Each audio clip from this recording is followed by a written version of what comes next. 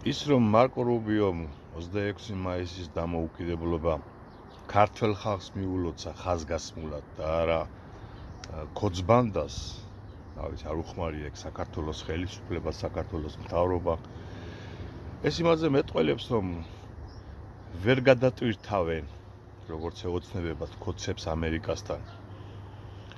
დიპლომატიური ენა არის ეს, როცა მიმართავ ქართველ ხალხს და არა ხელისუფლებას, იმიტომ რომ ხელისუფლება მათთვის არალეგიტიმური არის. ხელისუფლება არის ფაქტობრივი და არა იურიდიული, რასაც წარმოადგენს კოძბანდას. ეს არის ნათელი სიგნალი საიმისოდ, რომ ამერიკა კოძბანდას როგორც რუსულ წარმონაქმნს არ აღიარებს. და ჩვენ ვიცით, კაცო, აგერ რა გვინდა ბევრი ლაპარაკი.